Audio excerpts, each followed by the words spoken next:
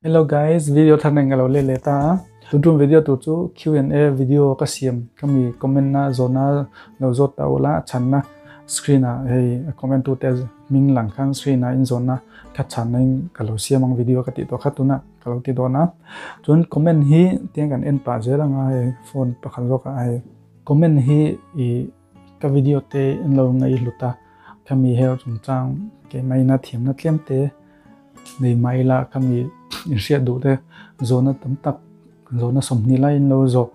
awang han ke kalom me ma chon hemi chang tur point ang ke to ka phura nuam ka tia thata ka chan nge kal ringa chu luk takini lo endonin zona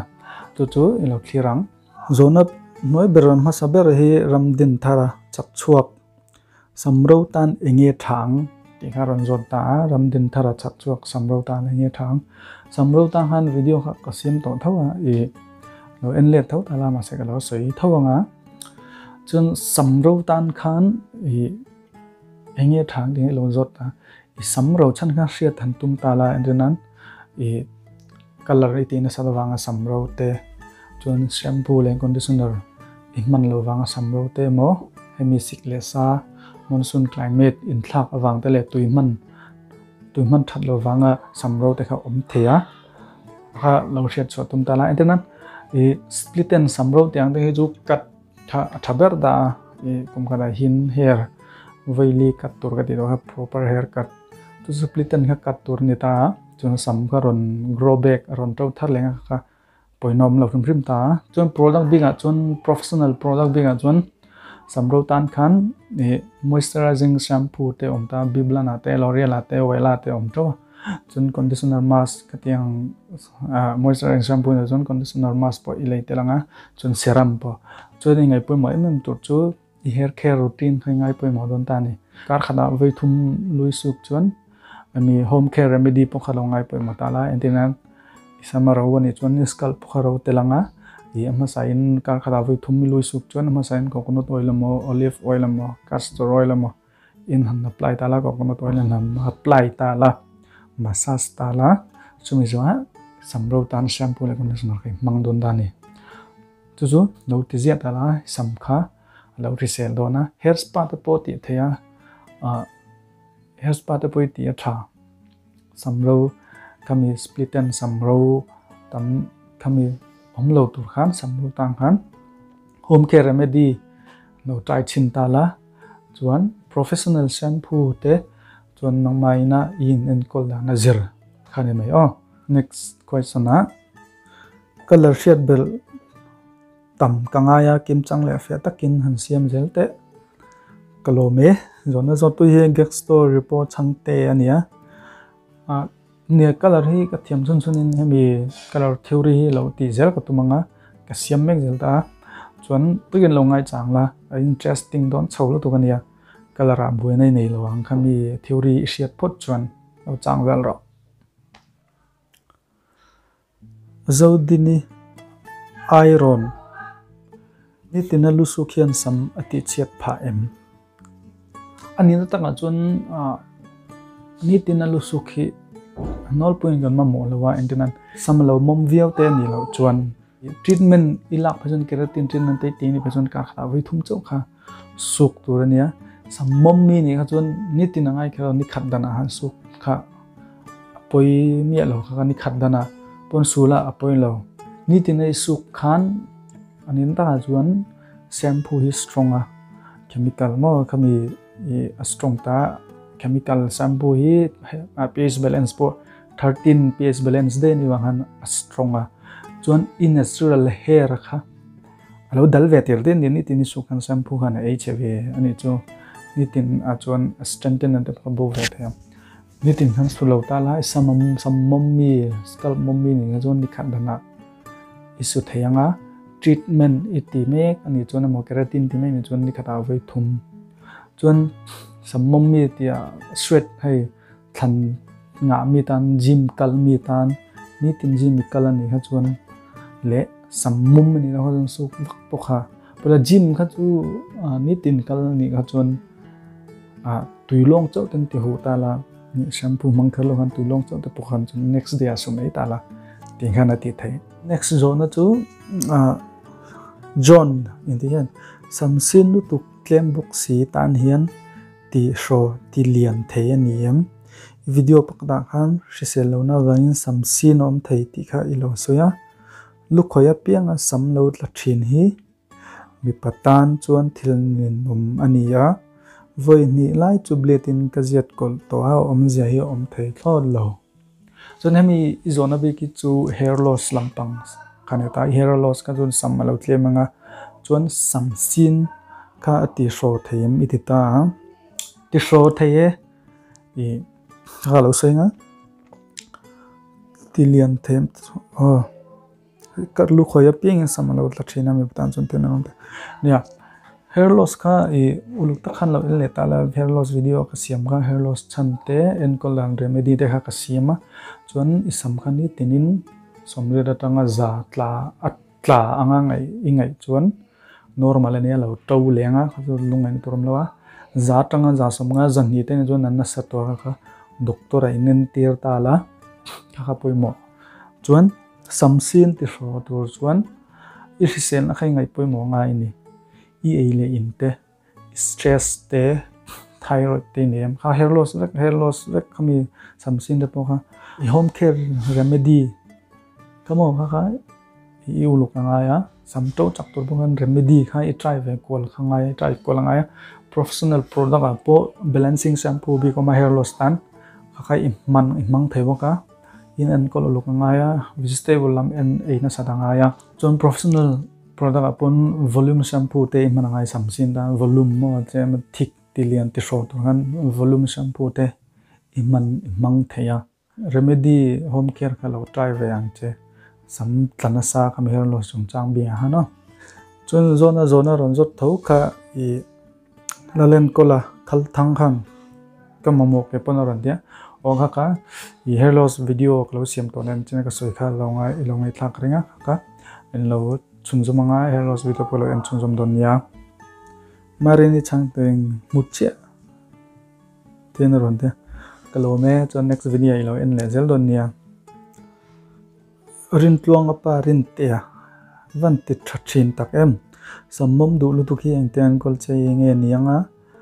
mai atimom du box si ni khan lek suk lo pona mom ngal zel chana ga lo ngai change sammom lutuk sammom tia khan skull po mom tel kringa to kha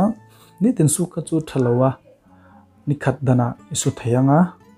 chuan sammom tan khan professional product imang thaya chu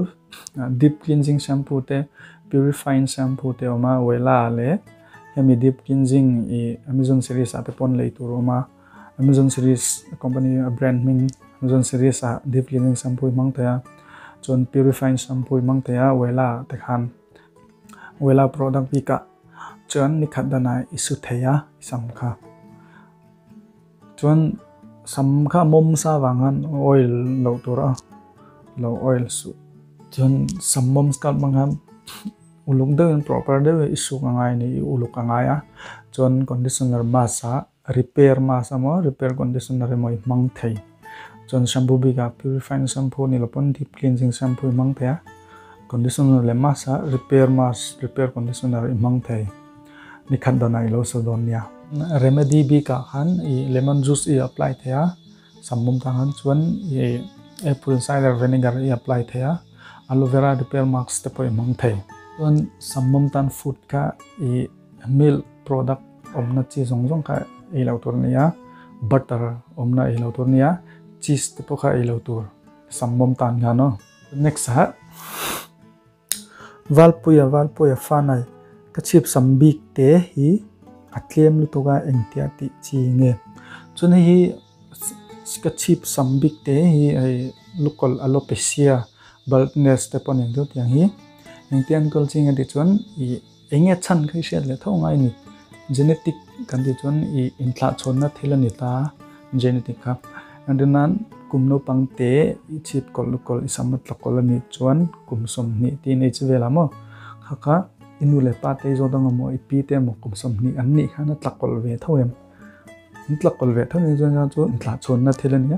stop theini lo ga chu natural way ani chumini silo kumno pangte chami chip sam tlakol te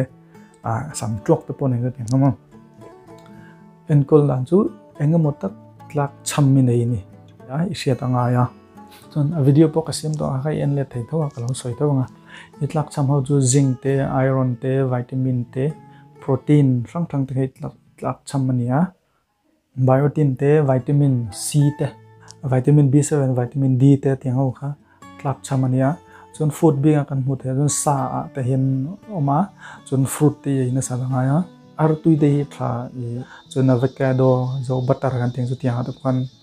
tha o khang o long ka tha ni chu chon next question a hian tlong te opels mom samrong lak chua wanga sam chia hi thataka sampongel thei turin engting kan tiang samrong lak chua wanga sam chia iti omjat chu in blitz ni karinga sam kha arong in thak duwa in blitz ni kami over process ni thaya sam chia kha angi ni du le thoni jon olaplex le keratin treatment iti thai straightening hai iti thai to lo chan chu i blitz to wang han ache over to straightening product ki strong em wang han olaplex le keratin treatment iti thai keratin treatment kha lo lak che next question a hian zo John zo rot sanga kasamit lana sal tu hi tire them o tire the reason rang hi om vea sam hair loss kha video lo siam to video ma sa kha lo ni le ta la hair loss chante hair loss and colon remedy rang kha I reason rang garon soi kha lo en le ta che o so next question ha I mami sailo sam tlana sal tuk le sam thang mong tuk le ro book si engten gol chi nge hipui kasoi to ma sa khan sam ro tan te chon sam tlana sal tuk hair loss video khelo enanga sam tlana sal tuk kha reason rang om kha kalo soi kha achan rang te thyroid wang te sel wang te stress wang te khaw kha kalo soi to kha no indian le tala chon sam ro po kha soi to sam thang mong tu kha home care remedy sang kalo soi kha sam to chang na ve kan hi kha ko coconut oil olive oil castor oil te haw song kha no indian le ro kalo siam to ro than pa ri ral te sam to bel na dam doi omem ka samatlem tu ka ba ka tlana sa sam to bel na dam doi omem iron te ome sam to na dam doi ome medicine dang tang om ve ta I minoxidil te po ma chu spray to nia hetia rough to nia ni khata vai ni I apply the nga mi pa le mi chia po man the chuan a shampoo ang jong pong le remedy ang jong pon oma sang oma kami I hair loss in a remedy galo than ho galo soi ho jong kha I apply the khati coconut oil castor oil kha sam to na I natural way do win kha lo apply la lo try bok la chuan professional shampoo apo balancing shampoo te po oma chuan a serum ang jong pon om vek khango kha I before kan tia balancing energic serum kan ta apokai imang thei apply the da kar khada voi thum apply to rania lusuk zo veka akha athaboka kai mang thea chon he remedy ga lo try ve nge ro one next larin thari shasel sam claim le sin kania mum tu boka sam to na le a ro nei omem le hi masa ga lo chang to I john na zona han ga lo chang to kha sam to na ro le sam sin tu khami sam claim si mum tu ti bo kha chang vek to kha isiat nge karing ilo en karinga kha chang to chon next mingi lian na sam tlem tu ki ti tam dan de omem man tur le noi tur te ka sam nei chun tlem te la ya tlana sa box yaril ro ha thel tu sam kla kha chu achan reason karon soi kha video te po ka siam hair loss video te po ka siama mi masa zona masa malama ta kan an zoto kha lo enta chon next cp haunar van lom om thei tak sam thang mong lu tu ang chi hi ang tianga en kol tur nge ka pukha kalau soi to ilong thak karenga kalau follow ve ro chon Jonathan lan mun puya ka samhit lang sa thailu duga ka chip lai pe chu kol te ti to kalno pangseng dam doi nge thang chon kha I alopecia lo kol chip kol sam tlakol kha kan soi to boka kumno pangte ni ka chon nen kol lu ka ngai ti ka chon enga motlak chaminga inei kha itlak cham kha lo shiala lo follow la lo e la sam engi dam doi thang ti poka e home care remedy ti kale lo mangla lo taila coconut oil hete apply massage ka travel to kania remedy natural way a hello follow la next sa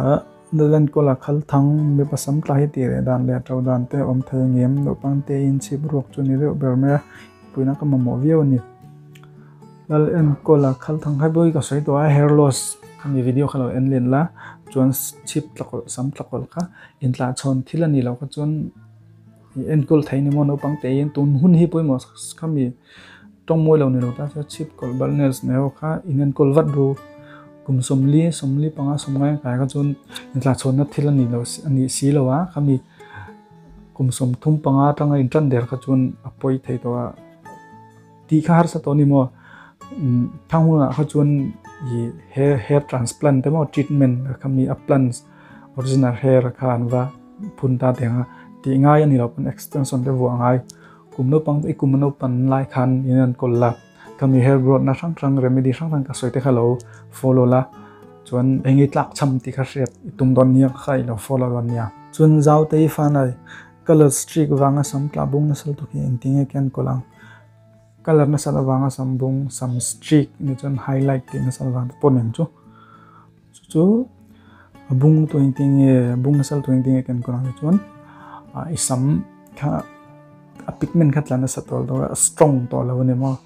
colority na salawang han kami streak ti han box color mang man le nge highlight ti na sa thairon se no wa e color over process ani ha jon olaplex mang treatment ni la thaya keratin ti thai bok chon next a samtlawak wa ke ngem je khu pe ngem bok nol tham hitla thai zia jut pe chung atla thai awa zelo ve samtlawa wak chu kami reason rang alo soi to ka hair loss video po than pa lian min ka siama thyroid wang te stress wang te irselona wang te dieting problem monsoon in chain wang te than lo wang te ting khani ve thaya chuan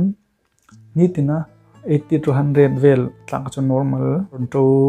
bek leang mo ronto leang longai torom lawa 150 to 200 atam mani ka chuan doctor ai ron don nia doctor ron thuang che chuan dal biak diki sam color lim hian straight permanent hi tile nga lila apoi lowem chuan samro phirsi bok hi engte angle chi nge sam color hian straightening hi tingal do ni zon awa zia lowe tongmoi lo ni lo ta se example thada ko peng cha e tunai inisata ne mo ni concrete building yen pui sadon ta beam pali khai chung ta ni I chung chia voina chung ta la zaina slap chun nga ka jon chimrup so wangin I color ria stronga 13 pH balance kan tia chon straightening cream be strong tung ma chon wen mang kopre ran so sam color zo ran khan tinga so ngak ni ro thlakat te mo nga la jon color ti zo jon keratin treatment pui ti thai keratin treatment te dei ro angil thau a repair sam check a repair zo straightening chu lo tirara so samro phirsi bokka kat de ro samma seinga a samro zo no mor kat tu samro phirsi kami color wang tho ni ringa olaplex puti thaya sam chuan I shampoo le conditioner na repair shampoo de mang thai damage hair tan mo khang khai repair shampoo mang thai bo mask le conditioner po repair shampoo samro moisturizing shampoo te repair mask conditioner boy mang thai kami samazir khan next mariniral te sumtam taksengin hatakin inzira ithiam na te uilowa kanta iron sop chokit thin hi lomomin ifakom kati channel hil lu takzat subs ne to tla in thlo ti lain ka tu ain kan tok lo em o te ka lo ti me engpo chu ne se do sana ka la che kalom lu tu kalom tu itana sampal le give away gan la din kalom tu adi ko me lo lu te o cha dan he man ga lo siama a free le in mi color theory de color ka channel jong hi free le ga ron siama in tan karon ding chuka ka lo lu sam ro jong kalom em boke subscribe to ra like ka share na ro kalome zona zon tu ta chung zong a kaloma ka thil soi ho zong ta dik lo lai le mani huan zong ka sai chon min ngai dam mula zona tam dar kha sam sin te hair loss te sam tla te kha achan ni she rangai o chon lukol chip kol baldness te ha achan ni she rangai tlak cham she rangai engi tlak cham ke she rangai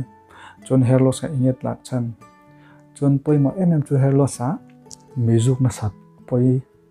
rizal na vek ani mo mizo lo la mizo mi ni chon mizo na sat han lung cancer lung effect om han theta samai effect kha mizo mi ni chon no zu to lo la rizal na ngai poi mong che next video kan hula thadon nya bye bye